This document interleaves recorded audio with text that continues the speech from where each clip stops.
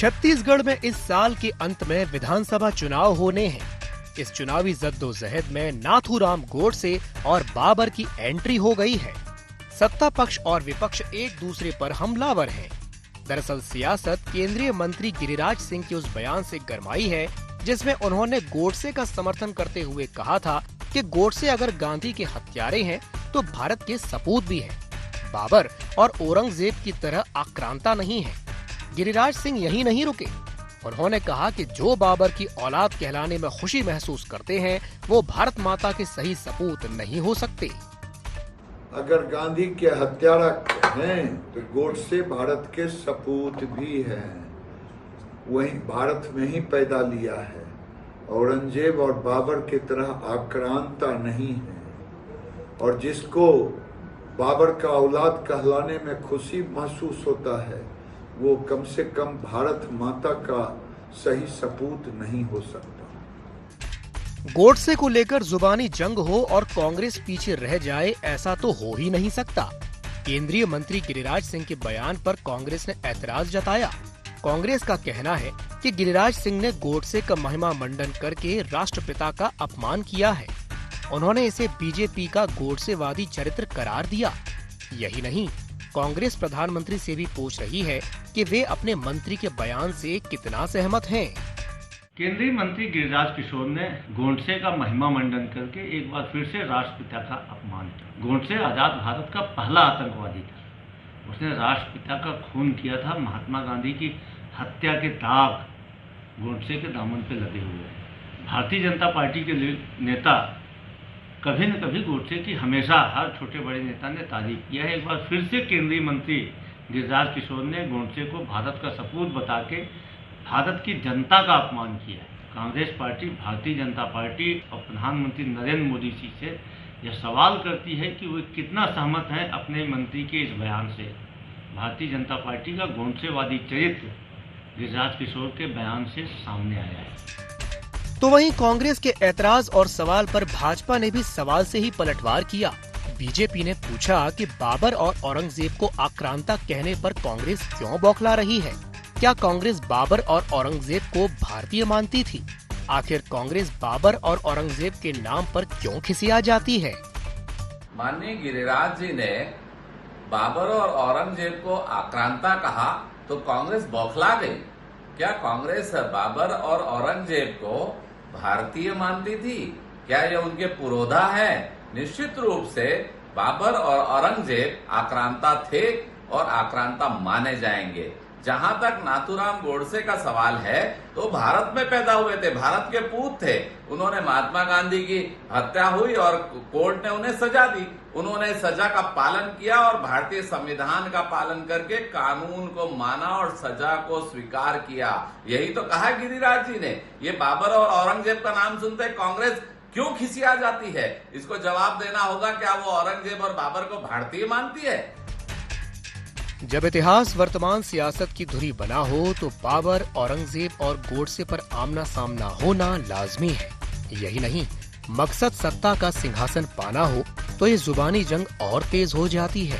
छत्तीसगढ़ की सियासी फिजा भी यही मुद्दे गूंज रहे हैं। अब देखना दिलचस्प होगा कि चुनावी समर में ये मुद्दे सियासी दलों को सत्ता तक पहुंचाने में कितना सहायक होंगे। रायपुर से IND 24 के लिए ब्यूरो चीफ निधि प्रसाद की रिपोर्ट।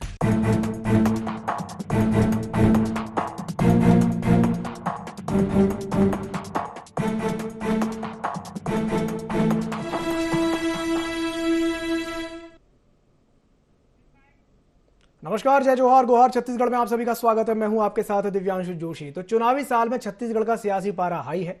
बात नाथूराम गोडसे और बाबर तक पहुंच गई है।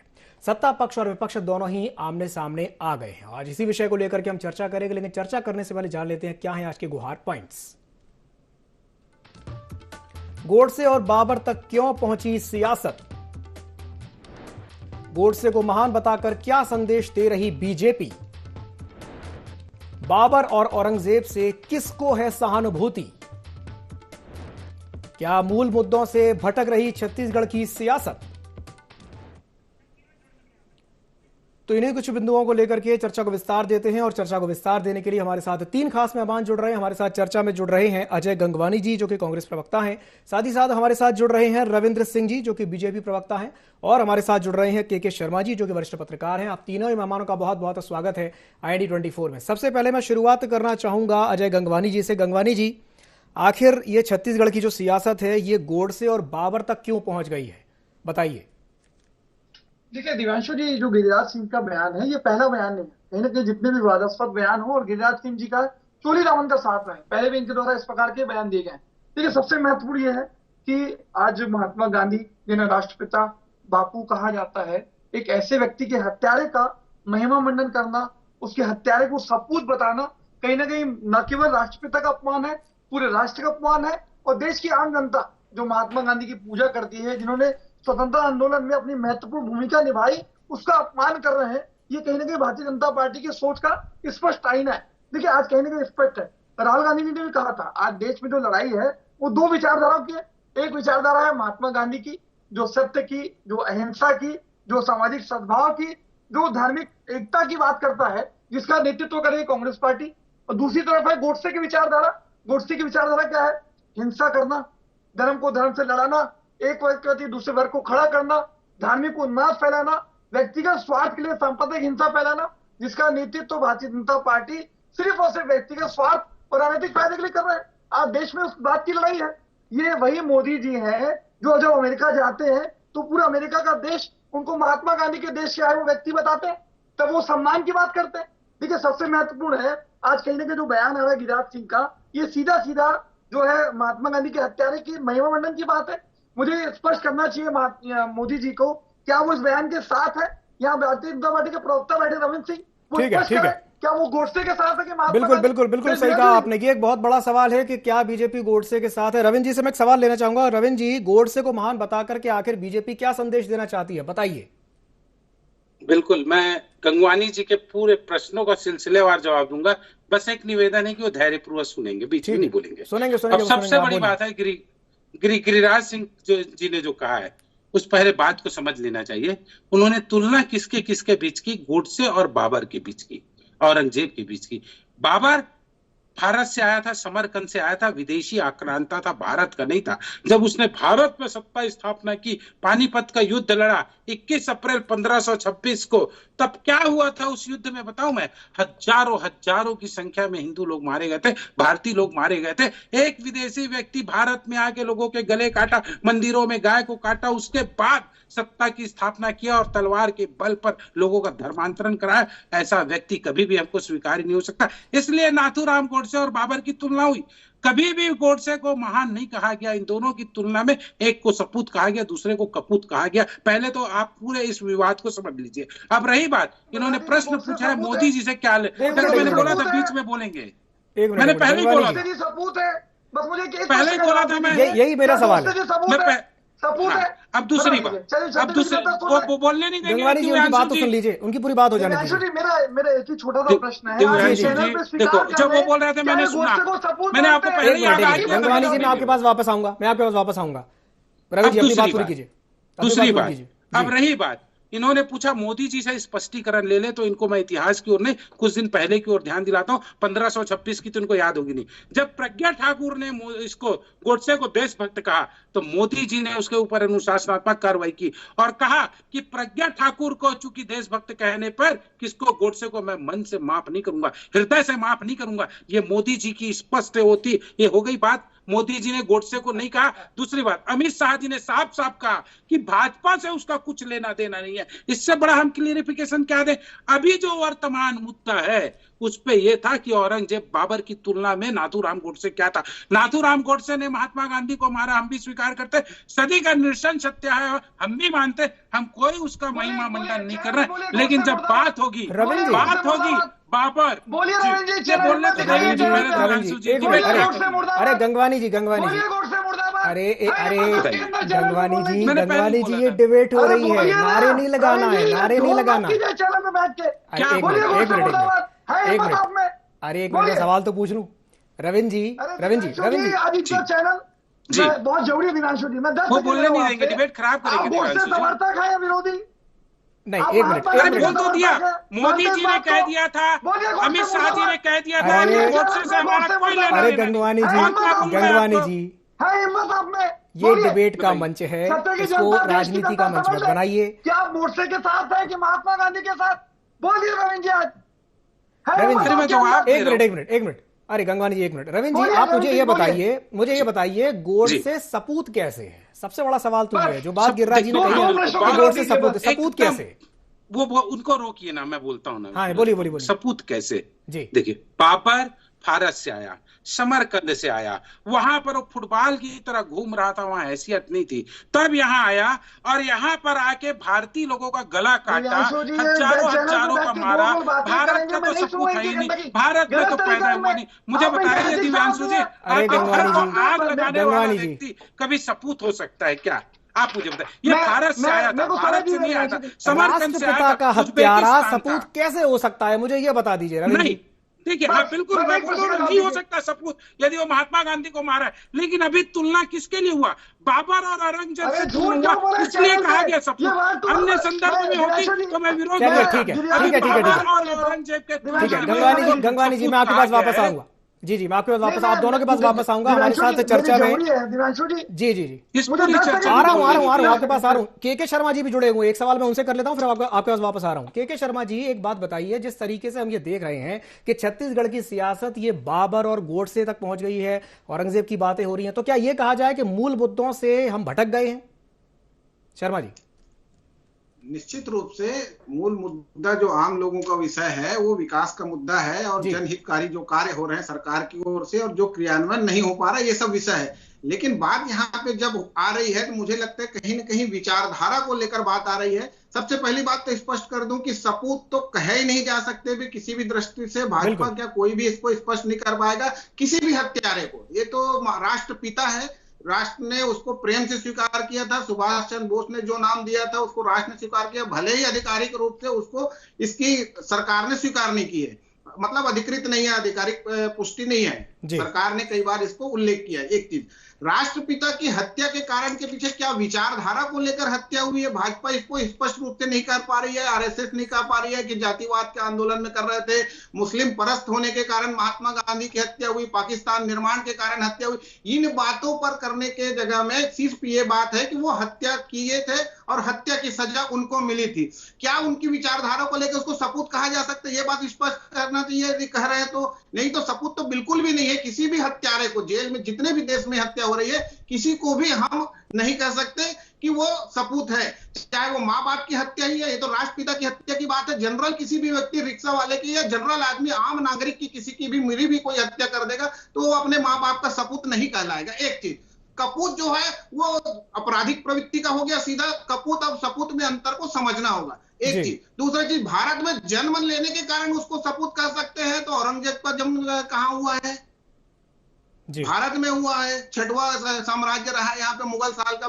बाबर भले उज्बेकिस्तान बाहर से जन्म हुआ उनका हुआ है, वो पहले आक्रमणकारी थे, पहली बार यहाँ है। उनको भारत के राजाओं ने आपसी लड़ाई में मुगल सम्राट को यहाँ पे आमंत्रित किया, उनको लड़ाई के लिए यहाँ पे। फिर इब्राहिम लोदी जो युद्ध, पानीपत, दुनिया भर की बातें हो रही है। इसके साथ ही अब टीपू सुल्तान की बात होती है, उसको भी समझिए। टीपू सुल्तान अंग्रेजों के खिलाफ लड़ाई लड़े, स्वतंत्रता संग्राम के सेनानी कहे जाए कि हिंदू मंदिर को तोड़ने के कारण उनको विरोधी माना जाए, ये भी एक विवाद का विषय। कुल मिला के इतिहास को जिस तरह से छेड़ने की और समझाने की कोशिश की जा रही है, मुझे लगता है उसमें कहीं ना कहीं विफलता हाथ मिल रही है। और जो मुसलमानों की जो बात कही जा रही है कि वो उनके औलाद है कि नहीं है, कि ये विचारधारा की बात है कि जो गोडसे के औलाद कौन है, ये एक बात आ रही है। फिर बाबर की औलाद, औरंगजेब की औलाद, इस प्रकार के शब्दावली का उपयोग करना मुझे लगता है राजनीति कहां तक ले जा रही है, ये एक अलग विषय है। लेकिन इनकी औलाद को लेकर भी आप बात करेंगे तो ये बताने की क्या कोशिश की जा रही है कि सभी जो मुस्लिम हैं, जो भारत में हैं, वो सब हिंदुस्तान के ही हैं, ये कोई बाहर से नहीं आए, ये बताने की कोशिश है। ये स्पष्ट करने के जगह में जनता को गुमराह करके सांप्रदायिक तनाव को बढ़ाने और विवाद पैदा करने के जो प्रयास नहीं होना चाहिए। आपकी यदि कोई विचारधारा है उसको स्पष्ट कहिए। सपूत कैसे, आप इतने दिन हो गए कहे हुए, तो सपूत कैसे है इसको बता दे, जैसे जो सवाल आप कर रहे हैं। जी, जन्म लेना सपूत है क्या भारत में? ठीक है, ठीक है। रविंद्र जी, मैं गंगवानी जी आपके पास आ रहा हूं, लेकिन रविंद्र जी से पहले मैं प्रतिक्रिया ले लूं। रविंद्र जी, क्या कहेंगे शर्मा जी की बात पर? बिल्कुल, मैंने फिर कहा है, प्रश्नों को पूरी तरह समझा नहीं गया, किस संदर्भ में कहा गया था। कहा यह गया था बाबर की तुलना में जो आक्रांता था ये सपूत है, क्योंकि भारत में जन्मा और बाबर ने एक को नहीं हजारों को मारा। एक बात मैं कांग्रेस की और कहता हूं, बाला साहब ठाकरे की एक बात याद आती, उन्होंने कहा था आने वाले दौर में गांधी जी की बजाय नाथूराम गोडसे की प्रतिमा ज्यादा लगेगी, ये रिकॉर्डेड है। अब उसी कांग्रेस ने उसी शिवसेना के साथ क्यों कांग्रेस सरकार बनाई? इतना ही नाथूराम गोडसे से विरोध है तो नाथूराम गोडसे के लिए बाला साहब ठाकरे कहां से कहां पहुंच गए आप? इनके लिए राजनीति हमारे लिए क्या कहते हैं? मैं ये कह रहा हूँ, मैं ये कह रहा हूँ कि जब उन्होंने कहा उनके साथ सरकार बनाई, उन्होंने नाथूराम गोडसे ज्यादा लगेगी बोले थे बाला साहब ठाकरे, फिर क्यों महाराष्ट्र में सरकार बनाई? मैं फिर कह रहा हूँ, भाजपा का स्पष्ट अभिमत है कि नाथूराम गोडसे के हत्या को हम कभी भी माफ नहीं कर सकते। उन्होंने गलत कृत्य किया, लेकिन बात यहाँ पर हो रही है इनकी बात हो रही है। देखो, बोलने क्या डिबेट ऐसा होगा, डिबेट ऐसा होगा, ये सुनना नहीं चाहते हैं कि हिम्मत नहीं है। गंगवानी जी, तथ्यों पे अपन बात करें, ये मुर्दाबाद जिंदाबाद की बात है यहाँ ना करें। एक मिनट रविंद्र जी एक मिनट, मुझे एक सवाल का जवाब दे दीजिए, एक सवाल का जवाब दे दीजिए। बाबर अगर उज्बेकिस्तान में या कहीं और पैदा हुआ था तो वो कपूत है, और नाथूराम गोडसे अगर हिंदुस्तान में पैदा हुए बनिस्बत इसके कि उन्होंने राष्ट्रपिता को मारा तो वो सपूत हो गए। ये तो मतलब लॉजिक समझ से ही परे है, मुझे ये समझ में नहीं आ रहा ये कैसा लॉजिक है। नहीं, एक चीज देखिए, भारत आपने दो बार एक ही बात बोली कि तुलनात्मक रूप से कि इस बयान को थोड़ा समझना चाहिए कि तुलना किसकी बीच की हो रही है। वो विदेशी, उसके अलावा विदेशी आक्रांता था जी, उसने आके भारत में सत्ता को हस्तगत किया, बलपूर्वक किया, तलवार के दम पे किया, हजारों को मारा। वो आदमी जो हमारे आराध्य देव भगवान राम के ऊपर बाबरी मस्जिद बनाता है, इतना बड़ा देश कहीं पर भी बना सकता है, तो ऐसा आदमी क्यों हमारा सपूत होगा? आप बताइए। उसके जन्म लेने के कारण नहीं कह रहे, बाबर के कृत्यों के कारण मैं कह रहा हूं ना कि वो आक्रांता था और इसलिए उसने तो कितने लोगों को मारा, हजारों को मारा। उसके कृत्य क्या थे हमने देखा है, इसलिए नाथूराम गोडसे का कृत्य क्या था? विदेशी था करके नहीं बोल रहे। अब विदेशी तो गांधारी भी थी आज के दौर में, यदि अफगानिस्तान में है तो शक कुषाण पार्थियन भी भारत में आए, उनको भी हमने स्वीकार किया। भारतीय संस्कृति की विशेषता है, लेकिन ये आक्रांता थे, बर्बर थे, भारतीयों को मारा, सत्ता की स्थापना की, इसलिए हम बोलते हैं कि हम इसको स्वीकार नहीं कर सकते। यह भी सपूत और कपूत की बात बाबर, औरंगजेब और नाथूराम गोडसे के बीच का, नाथूराम गोडसे और महात्मा गांधी की हत्या की बात नहीं है। हत्या की बात है तो हम विरोध करते हैं, भारतीय जनता पार्टी विरोध करती है। अमित शाह ने बोल दिया भाजपा का नाथूराम गोडसे से कोई संबंध नहीं था। और सबसे बड़ी बात मोदी जी ने साफ कह दिया था, प्रज्ञा ठाकुर भाजपा की सांसद बोल दिया मैं उसको हृदय से माफ नहीं करूंगा, मात्र इसलिए कि नाथूराम गोडसे को उन्होंने देशभक्त कहा था। तो हमारी स्ट्रेटजी क्लियर है, अभी बाबर, औरंगजेब और नाथूराम की बात है, इसलिए तो क्या मोदी जी गिरिराज सिंह को भी हृदय से माफ नहीं करेंगे? वो तो कह रहे हैं कि नाथूराम गोडसे तो सपूत था, तो क्या वो उनको भी माफ नहीं करेंगे? क्या उस समय देखिए, हाँ अंतर है। प्रज्ञा ठाकुर ने देशभक्त कहा था, प्रज्ञा ठाकुर ने बाबर औरंगजेब से तुलना नहीं की थी। अभी गिरिराज सिंह जी ने बाबर औरंगजेब की तुलना करके इन तीनों की तुलना। चलिए ठीक है चलिए ठीक है। गंगवानी जी बहुत देर से कुछ बोलने का प्रयास कर रहे हैं। जी गंगवानी जी बोलिए। देखिए 5 से 6 चीजें स्पष्ट कर दूंगा ना, शांति से सुनिएगा रविंद्र जी। देखिए मैं वर्ड टू वर्ड पढ़ देता हूँ। गिरिराज सिंह का बयान क्या है? गोडसे अगर गांधी के हत्यारे हैं तो गोडसे भारत के सपूत भी हैं जो यही पैदा हुए हैं। इस वर्ड का क्या मीनिंग है? आपने 3 बार पूछा। के शर्मा जी वरिष्ठ पत्रकार, उन्होंने कहा किसी प्रकार से भी नाथूराम गोडसे को सपूत नहीं कहा जा सकता। ये बातों को गोल गोल घुमा के जस्टिफाई करने का प्रयास करें। और देखिए सबसे दिव्यांशु जी, पहली बार नहीं हो रहा है। इसके थोड़े दिन पहले ये प्रज्ञा ठाकुर की बात करें। आज प्रज्ञा ठाकुर अगर सही में मोदी जी माफ नहीं करते तो क्या वर्तमान में सांसद के पद पे होती? क्या मुझे बता दीजिए। ये राजनीतिक ढोंग और पाखंड न करें चैनल में बैठ के, पहली बात। दूसरी बात, उत्तराखंड के पूर्व मुख्यमंत्री त्रिवेंद्र सिंह रावत ने अभी बलिया की उत्तर प्रदेश की सभा में इस पर उसने कहा नाथूराम गोडसे देशभक्त है, इसमें कोई संदेह नहीं है। ये दूसरी बार हो रहा है। इसके पहले अमित शाह ने महात्मा गांधी के लिए कहा कि महात्मा गांधी जो एक चतुर बनिया है। तीसरी बात, इनके संदीप पात्रा कहते हैं कि नरेंद्र मोदी राष्ट्रपिता है, महात्मा गांधी नहीं। चौथी बात, अनंत कुमार हेगड़े इस पर उससे कहते हैं कि महात्मा गांधी की स्वतंत्रता की जो लड़ाई है वो सिर्फ एक ड्रामा है। तो लगातार भारतीय जनता पार्टी के नेताओं के बयान ये बात का स्पष्ट प्रमाण है कि ये शुरू से महात्मा गांधी की विचारधारा के साथ नहीं है, ये नाथूराम गोडसे की विचारधारा को मानने वाले लोग हैं। सबसे बड़ी चीज मोदी जी क्या स्पष्ट करेंगे, क्या इस बयान के साथ है या विरोध में, पहली बात। दूसरी बात, भारतीय जनता पार्टी का जो पृथ्वी संगठन है उसकी आरएसएस की स्थापना हुई 1925 में। 1947 तक 22 साल में क्या आरएसएस की कोई भूमिका रही? किसी भारतीय जनता पार्टी के नेता ने क्या स्वतंत्रता आंदोलन में कोई भूमिका निभाई? दूसरी बात, आंदोलन की भूमिका तो छोड़िए, ये तो मुखबिरों की भूमिका में थे। आज ये भारत छोड़ो आंदोलन का विरोध करते हैं। श्यामा प्रसाद मुखर्जी अंग्रेज सरकार के साथ मिलके, मुस्लिम के साथ मिलके बंगाल में सरकार बनाते हैं। ये क्या राष्ट्र की बात करेंगे? आज जब 1950 में राष्ट्रध्वज स्वीकार किया गया, 2002 तक आज इनके मुख्यालय में राष्ट्रध्वज की स्थापना नहीं की गई। ये शुरू से है राष्ट्रविरोधी थे, है और रहेंगे। ये व्यक्तिगत स्वार्थ के लिए, अपने राजनीतिक रोटी सेकने के लिए, सिर्फ धर्म के नाम पे, कभी प्रभुश्याम के नाम पे, हिंदुत्व के नाम पे राजनीति करेंगे। दूसरी सबसे महत्वपूर्ण, दिव्यांशु जी जल्दी से अपनी बात पूरी भारतीय जनता पार्टी कंप्लीट कर रहा हूं। आज छत्तीसगढ़ में भारतीय जनता पार्टी मुद्दामीन हो चुकी है। ये जानती है कि आने वाले चुनाव में मुंह की खाने वाले हैं, इसलिए इस प्रकार के विवादास्पद बयान देके वही धर्म को धर्म से लड़ाना और जो सांप्रदायिक हिंसा और धार्मिक उन्माद फैलाने का प्रयास कर रहे हैं, छत्तीसगढ़ शांत धरा को शांत करने का प्रयास कर रहे हैं, ये छत्तीसगढ़ जनता समझ है। दिव्यांशु, चलिए ठीक है। शर्मा जी से मैं एक सवाल कर लेता हूं। शर्मा जी, बड़ा सवाल ये है कि मूल मुद्दे जो हैं वो तो अपन पहले बात उस बारे में कर ही चुके हैं, लेकिन क्या इस तरह की बातें करके बाबर, औरंगजेब और गोडसे जैसे को याद करके और इस तरह के बयान दे करके क्या वाकई में फायदा मिलेगा? क्या बीजेपी को इसका फायदा मिलेगा? क्योंकि जनता को इन सब बातों से कोई मतलब नहीं है, कोई लेना देना नहीं है। शर्मा जी, ये विवाद निश्चित रूप से देश हित में नहीं है, एक चीज। दूसरी चीज ये है कि विचारधारा को लेकर जो बात हो रही है, उस पर विचारधारा को अपनी अपनी विचारधारा पे स्टैंड करके आप बात करें। यदि आप किसी का पक्ष ले रहे हैं तो उसकी विचारधारा को आप स्वीकार करते हैं। या जो कांग्रेस का सवाल है, ये भी क्लियर होना चाहिए। जैसे कि एक बात कहूं कि महात्मा गांधी ने कहा कि सत्य अहिंसा के पुजारी थे, ये कहा जाता है। गोडसे का एक लाइन है कि अन्याय का सशस्त्र प्रतिरोध जायज है। या इस बातों पर विचार होनी चाहिए, क्या चीज सही है, विचारधारा आपकी उसकी मानते, जो बात करते उसकी विचारधारा के मानने वाले। ठीक है, उन्होंने हत्या की है और उसकी सजा मिली जो भाजपा करे है, लेकिन सपूत कैसे हो सकते हैं, ये बड़ा सवाल है। मुझे लगता है कि देश इसका जवाब जरूर मांगेगा और किसी भी रूप में राष्ट्रपिता के हत्यारे को सपूत नहीं किया जा सकता। दूसरी ओर, यदि बात केवल यहां तक रही थी कि बाबर, औरंगजेब के औलाद भारत माता के सपूत नहीं हो सकते, तब भी कहा जा सकता है, चलो ये बात भी सही हो सकती है। उसके समर्थक जो है किस प्रकार से समर्थन कर सकते हैं जो आक्रांता थे।